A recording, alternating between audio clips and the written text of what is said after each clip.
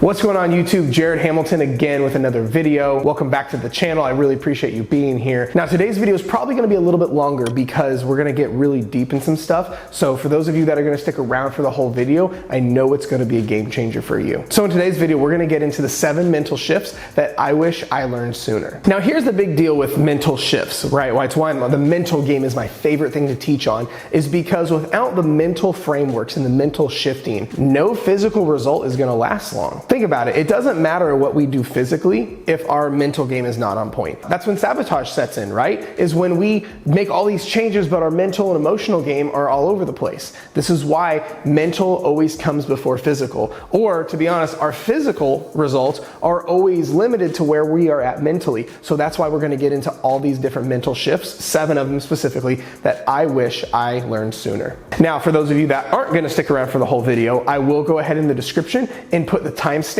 of each one. So if there's one you really want to learn about, you can go straight to it. So let's get into it. Mental shift number 1, make all decisions from the end. So let me give you an analogy. Think of the house you're in right now. It was made by a builder. Every good builder, I should say, makes all decisions 100 years into the future. Like imagine if the person that built your house only cared about the next 3 months of you living there. They cut corners, they didn't build it from a longevity standpoint, any of that. You probably wouldn't have bought the house that you have or be renting the apartment you're renting in because you're gonna live there more than 3 months, right? It's the same thing with this. Ask yourself, do you want results that are short-lived or do you want results that last forever? Now I know that's a dumb question because we all want results that last forever.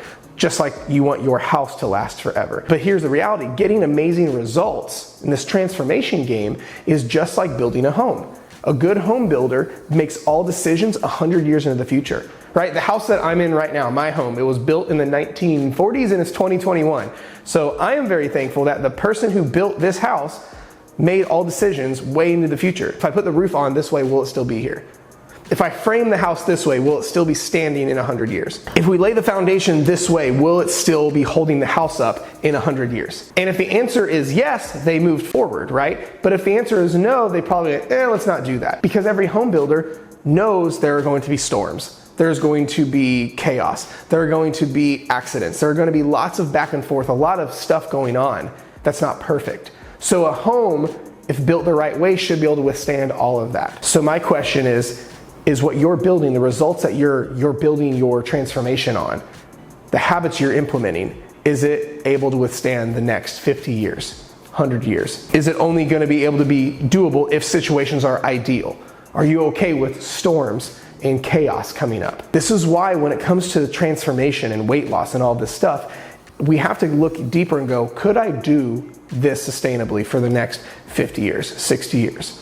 Because if the answer is no, then we can't do it. Right? Think of it this way. You've made the decision years ago that you're going to brush your teeth till the day you die. You never get to the point where you brush your teeth and your mouth is really clean and you go, I'm never brushing my teeth ever again. Right? That doesn't happen. You know, if you want great oral health, you have to brush your teeth till the day you die. You made that decision a long time ago.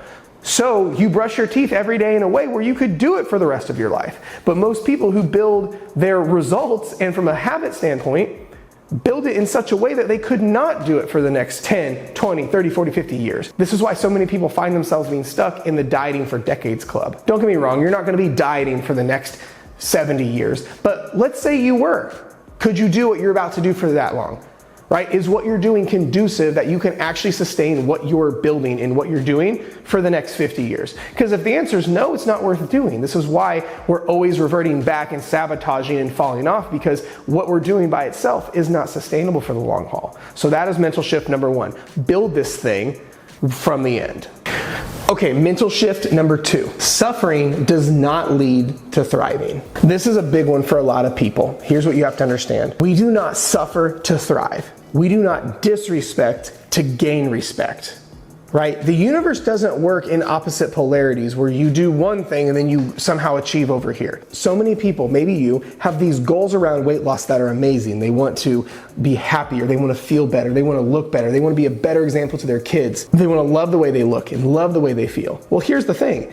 If you suffer to get there, that never works out. Think of it like this. Imagine going on a date. We've all been on date nights where we argued the whole way to the restaurant, right? We're trying to figure out where to go, whether, be talking about kids or life, or you're just arguing about where you're gonna go eat at. We've all been on date nights where we basically argued and had a not so fun time en route to said restaurant, right?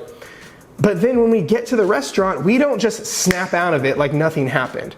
For most of us, if we argue the whole way to the restaurant, it kind of taints the whole evening and you almost just wish you didn't go out at all. Weight loss is the same game. If you suffer your entire way to the destination, it won't taste as good. You'll go, wow, I would rather be fat. You're not gonna enjoy the ending. This is why the whole enjoy the journey is so important, because we do not suffer to thrive. We thrive to thrive. And to be honest, suffering does not lead to thriving. This is why one of the core values that me and my team coach from is our clients have to be able to enjoy the process. If they're not enjoying the process, having fun, eating their favorite foods, all this stuff, it's not worth doing. This is why the process is so important. So if you're going through this weight loss game right now and you are suffering, you're starving, you're self-deprecating, everything you do is you think about how much weight you still have to lose, or how much you hate yourself, or how terrible this game is, you're not even gonna make it to their destination. Or you're gonna get there and you're gonna be like, wow, this wasn't worth it. We do not suffer to thrive. We thrive to thrive more. That's how that works. Number 3, we literally become what we think when belief gets involved. We become what we truly believe we are. Belief is such a powerful thing, because you'll notice what'll happen as you're going through this. Maybe look at your past and see if it holds true. Whatever you believe usually comes to fruition. If you believe you're never gonna make it, you believe it's too late for you, all of a sudden you'll notice now sabotage happens to get you down to that level. If you believe to your heart and spirit you are a binge eater, you identify as a binge eater, well, what happens when you go a couple weeks without binge eating? Well, all of a sudden, your brain goes and finds a reason to binge eat because you believe to your spirit you are a binger. Someone who identifies as an emotional eater, right? Because there's a big difference between struggling with emotional eating as a verb versus someone who says, I'm an emotional eater as a noun, as who they are. There's a big difference. When belief gets involved, what you believe usually comes true at some point. If you have it in your head that it's too late for you, you will find that sabotage will kick in as soon as you start to lose some weight and make some progress, and you'll end up right back where you started. If you believe you're an emotional eater, you'll notice you might make it a couple weeks, maybe a month without emotional eating, but then something is bound to happen and will end you right back to emotional eating again. Our beliefs and identities are just like the thermostat on the wall. When our circumstances start to exceed where we are set at, our belief levels, the air conditioner kicks on and cools the room back off. This is why sabotage happens. When your current reality supersedes where you believe you are at, sabotage kicks in. Something always happens and throws you off the wagon. Something always is bound to happen because it's science. This is the science of sabotage. So if you want to fix this, we have to change what we believe, not just work harder and try not to fall back into old ways. It's not like that. We have to change the belief level, and that's the equivalent of turning up the setting on the mental thermostat. So for example, instead of identifying and believing you are a binger and it's too late for you, and then trying really hard to make it happen, why not change the way you believe and go, you know what, I'm not a binger. My past does not dictate who I am anymore. I am this. It is not too late for me. Make the mental shifts here, change the belief, change your identity, change who you believe you are, and then all of a sudden you'll notice the actions are almost easier or almost effortless. And then the sabotage slowly starts to go away. Number 4, know your old patterns so we can prepare against them. The cool thing about sabotage and patterns is that they have a track record. If you take a second, reflect back to every time you failed and sabotaged and ruined all your progress, you'll notice some common denominators. A lot of people will say as soon as they start to make progress, life gets busy. Kids, husband, work, life, school. This is the equivalent of the weatherman saying, hey, it's going to rain tomorrow, so you better put your windows up today. Because here's the truth with sabotage. You can't stop it from happening. You can't stop the pattern from running. We can just prepare for the pattern. If it's happened before, it's going to happen again. If every time you start to make progress, something always happens, well, you can now prepare for that thing happening. A lot of people, as soon as they hit like their 3-month mark in weight loss, motivation goes south immediately. Well, this is the thing. You can now prepare for that. If you go, okay, every time I make progress, every time I start to do well, motivation leaves me. So make the decision ahead of time. I don't care how much I don't want to do it, I'm going to show up for myself anyway. Because what happens is you're going to get through the sabotage and then you'll go back to normal, everything will be great. Because that's how sabotage works, like that thermostat analogy. And when the old mental pattern sets in to cause sabotage, Well, now you didn't give in, and it's rewriting the mental software instead of being a victim to your old mental software. Because the truth is, we cannot have this amazing new long-term result with an outdated mental software. We have to change the program. This is why it's imperative to know what your old programs are. So take some time today to sit back and go, okay, what always happens? Do I always get busy and fall off? When do my standards drop? When do I start going, I'll start back tomorrow. I'll do better next week. What always happens? Only you can answer this. So this is where it's really important to go, okay, what always happens? Oh wow, these 5 things always happen. Now we can play the if this then what game.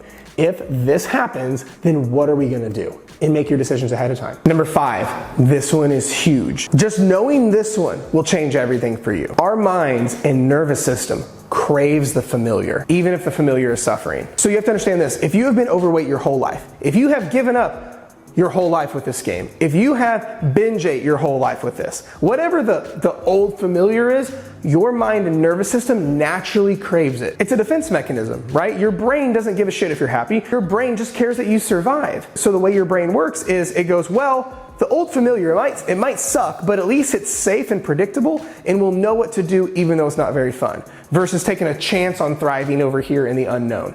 That's how your brain operates. So here's why I tell you this. It's so hard to escape a jail you don't know you're trapped in. If your mind craves the familiar, it's always gonna drift that way. Your mind and nervous system craves the familiar to protect you. But just because you think it and feel it doesn't mean it's true. Hold space for it, yes. But fall into the old conditioning, no. So whatever your old stuff was, whether it be you've been always overweight, you've always fallen off your diet, you've always thrown in the towel, you've always given up when it gets hard, you've always been fearful, you've always felt unworthy, whatever it is, know that when you're going to change that right now, your mind is going to crave what's familiar. Your nervous system is going to crave what's familiar. It's why you'll feel certain things.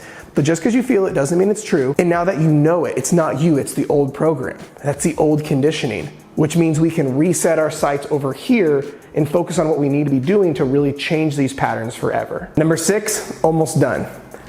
Guard your energy and state. So we all know when it comes to certain people, some people are just energy suckers and some are just energy givers. You have to understand, so much of our actions and our effectiveness with our actions comes from our energy and the state we're in, the emotional state. One would argue that the quality of our lives is predicated on the quality of emotions or the emotional state we're in most frequently. So this is why it's really important to protect it. This is a shift that I wish I learned a long time ago. I was letting so many things steal my energy, steal my state, steal my focus, steal my everything, right? Because everything we do for most people operates in the state in which we are in. Think about all the stuff you have a passcode on or a padlock on. Bathroom doors, bedroom doors, every smartphone app, even though even think of it this way, you have a code to get into your smartphone, but then inside said smartphone, you have Facebook, Instagram, TikTok, email, then you have more passcodes for that, but then you have even passcodes like 2-factor authorization stuff. Like everything we value has a passcode or a padlock on it. But we let so many people and so many things steal our state, steal our energy, steal our focus like nothing. And we like everything from people to family to events to lack of boundaries to everything. Guard your energy, guard your state, because that's really like one of the only things that we can have major control of, that everything in which we do operates from. Our energy and our state isn't necessarily about others yet. A lot of times it's putting a boundary up with ourselves, and it's making sure we're guarding it on that front. I know for me, it's why I don't start work until after noon every single day. I make sure the first part of my day is all about myself, getting my energy and my state in the right place and protected. It's why I won't do calls or emails or whatever before noon every day, because the first part of my day is all about making sure I'm taken care of and I guard my energy and I guard my state. And I would encourage you to do the same thing wherever you're getting your energy or in your state affected. Take a real hard look and go, man, where does this go south for me? Is it my family here? Is it my friends here? Is it my work here? Is it no boundaries here? Is it no framework here? Guard your energy and guard your state. And number 7, the last one. Because remember, these are the 7 mental shifts that I wish I'd learned sooner. Here is the last one. You aren't doing anything wrong. It just hasn't been long enough yet. So many times when we're going through this game of transformation or personal growth or weight loss or whatever we're going through, we have a tendency to just go, I'm doing something wrong. I'm not getting the results I want. I'm not there yet. I should have lost more weight by now. I should be further ahead by now, whatever it may be. And the answer is that's wrong.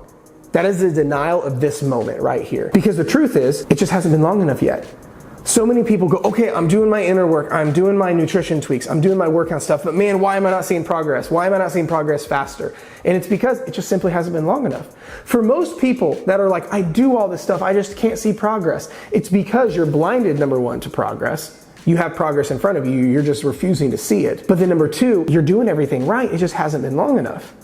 Imagine someone pregnant, 3 months into their pregnancy, 4 months into their pregnancy, going to the doctor like, doc, this thing's been in here forever, what am I doing wrong? And he goes, it hasn't been long enough. You have to give this game long enough to be awesome. We can't rush certain things. I mean, think about it like baking a cake. You can have the best birthday cake recipe in the world, and if the instructions say bake at 400 degrees for 40 minutes, you can't just ramp the heat up to 800 degrees and go in for 20. It doesn't work like that. And you're way more complex than a freaking birthday cake. So if you're frustrated, if you're like, I'm doing it all, I'm just not seeing progress, I should be further ahead. First of all, playing the I should be further ahead, I should have lost more weight, I should be whatever, that's just pain shopping. That doesn't serve you. You are specifically thinking and choosing to believe things that are not true, that are not contextually relevant. That's just shopping for pain. If you really are doing everything right and it just doesn't seem to be happening for you, I promise you're not doing anything wrong. It just has not been long enough. Keep fucking going. All right, that is it for today's video. I really appreciate you sticking around for the whole thing. If you made it this far, it means a ton because I know this was deeper. I know this isn't like sexy content, so to speak, but I just know this is what most people need to hear that will change their situation. Because again, I'm not here to be your rah-rah guy. I'm here to give you the tactics, the tools, the strategy, and the content that's actually gonna change your situation, because we have to do this dieting game